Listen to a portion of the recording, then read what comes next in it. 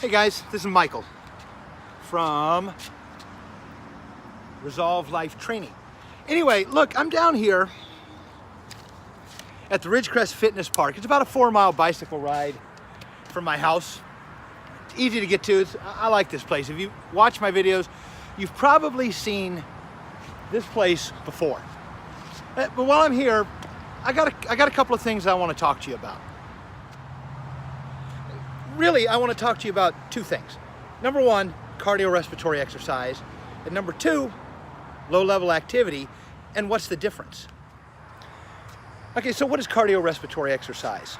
Well, according to the American College of Sports Medicine, cardiorespiratory exercise is an exercise that lasts between 20 and 30 minutes minimum, and it raises your heart rate to 70% of your maximum capacity. That's cardiorespiratory exercise. 20 to 30 minutes with a heart rate elevated to at least 70% of your maximum heart rate capacity. Low-level exercise, low-level activity, as defined by the National Federation of Personal Trainers, is any activity that keeps your heart rate below 120 beats per minute. Now, it occurs to me, I think that's subjective. That really depends on what your level of fitness is. This is the rule of thumb that I would give to you. If your breathing is becoming labored, I would suggest that you are beginning to cross the threshold from low-level activity into cardiorespiratory activity. Just a good rule of thumb. Okay, so real quick, before I go any further, I want to explain to you two things. Number one, the type of energy that your body uses and the manner in which that energy is created. The type of energy that your body uses to perform all work, picking up a pencil, picking up 400 pounds. The type of energy that your body uses is called adenosine triphosphate. It's called ATP for short. We'll just call it ATP. Now, ATP can be created in two ways. Most commonly is through a process called glycolysis. And what glycolysis is, in layman's term, it is the chemical reaction in the muscle that is caused when oxygen and sugar mix. Glycolysis. But, and this is going to be important when we talk about low-level activity, there's a second way it can be done, all right? The second way is called lipolysis. And what lipolysis is the chemical reaction that is created in your muscles when oxygen and fatty acids, more specifically triglycerides, meet. That's what causes energy. Glycolysis is oxygen and sugar. Lipolysis, for our purpose, is fatty acids and oxygen. That's how you create energy, okay?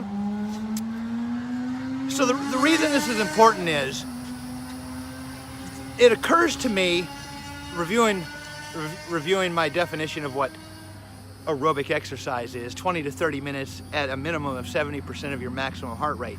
It occurs to me that there might be people watching my YouTube channel or on my Resolve Life Training Facebook page. At this particular moment in time, they may not have a fitness level that is sufficient to support 30 minutes of exercise at 70% of their maximum heart rate. And probably the reason for that is because your muscles are deconditioned. Here's why that's important. If your muscles are deconditioned and you're using glycolysis, sugar and oxygen to form energy, well, there's a byproduct of glycolysis, and it's called lactic acid. If you've ever lifted a dumbbell so many times that all of a sudden you're beginning to feel this intense burning sensation, and eventually the burning sensation becomes so overwhelming that all work stops, you have expended your glycogen reserves, your sugar reserves, and in doing so you are creating a byproduct called lactic acid, and it's inhibiting work, and if it gets too severe, work stops. So if you're in a deconditioned state, it is possible that you're going to reach your lactic acid threshold so early in your 20 to 30 minute workout that you're never going to realize the benefits of your cardiorespiratory workout. So what do? Well, I'm going to tell you what you do. You perform low-level activity. Things that, according to the National Federation of Personal Trainers, keeps your heart rate below 120 beats per minute. Which brings to mind a good question. How do you get your heart rate? I'm going to show you a quick way to do it. This is what I do. I like to find my radial pulse. Once I've got my pulse, I count for 6 seconds, which is what I'm going to do now.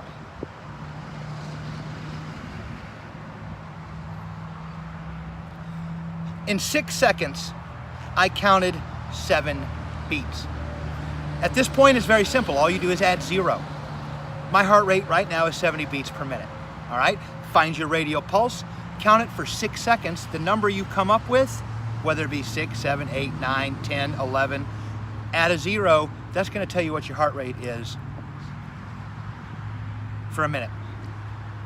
So, the National Federation of Personal Trainers says that low-level activity keeps your heart rate below 120. Again, I don't necessarily care for that because it's subjective. That depends on the fitness level, okay?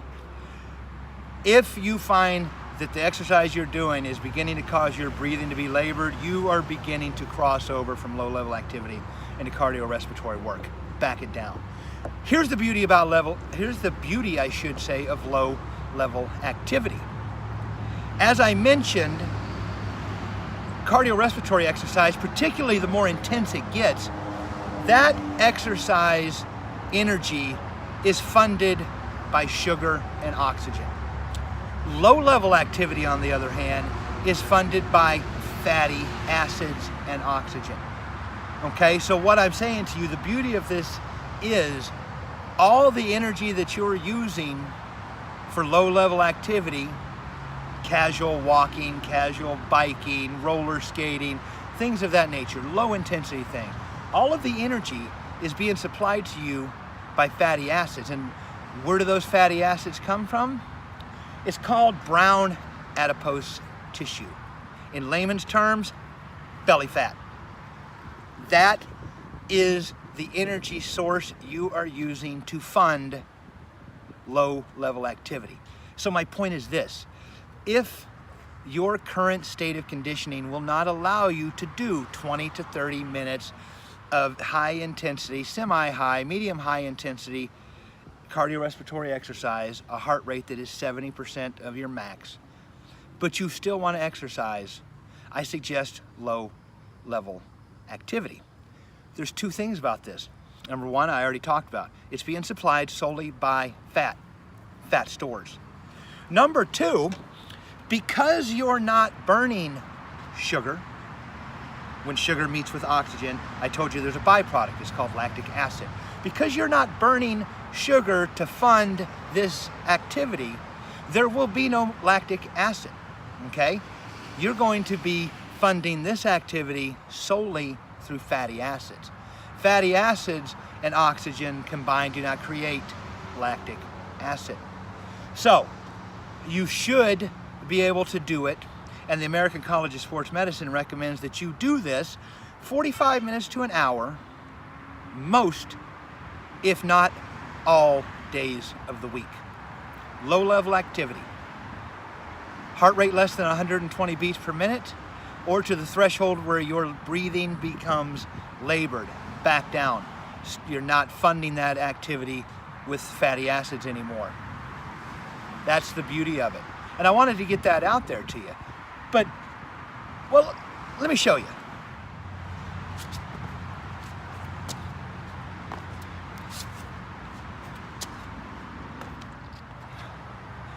Those were called burpees. That is not a low-level activity.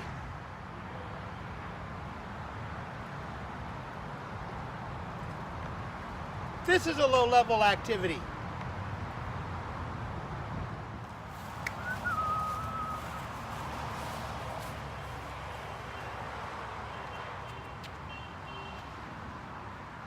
That was low-level activity.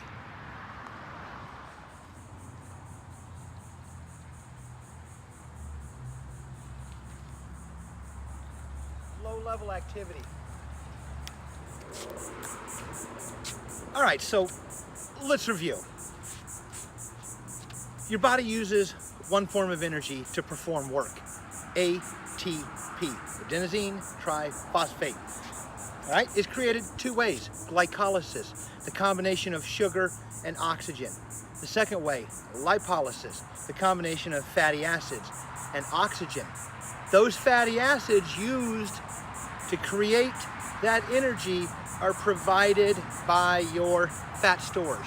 So, if you're performing a low-level exercise, a low-level activity, your heart rate is certainly below 120 beats per minute, and you are not experiencing labored breathing, that activity is being funded solely by fatty acids, provided by your own fat stores, okay? So, if you find yourself at a low level of conditioning right now, one that will not support intense exercise, all hope is not lost. Simply perform low-level activities. You're going to have to do it longer, not 20 to 30 minutes. You need to do it 45 minutes to an hour, all right? And according to the American College of Sports Medicine, you can do it most, if not all, days of the week. A couple of things are going to happen. Number one, provided you're maintaining a reasonable diet, a healthy diet, since you're funding these activities exclusively through fatty acids being provided by your fat stores, your weight will necessarily begin to drop. Number two, as your weight begins to drop, you are going to find that you can and will probably want to increase the intensity of your exercise, ultimately working your way into cardiorespiratory exercise, 20, 30 minutes or more, I should say, at a minimum of 70-75% of your maximum heart rate. All right, so there are some things out there for you. I wanted to put this out. I want it on my YouTube channel, but I particularly wanted to put it out for the members of my Resolve Life Training Facebook page. All right? Getting started is the hardest step. It's possible that you haven't got started because you really felt hopeless. Well, I can't exercise like them, so I'm never going to be fit. That is not true. You can exercise. If you can't do strenuous activity, start with 45 minutes to 1 hour of low-level activity, most preferably every day of the week. That's my recommendation to you. I hope you enjoyed the video. This is Michael, Resolve Life Training. Till next time.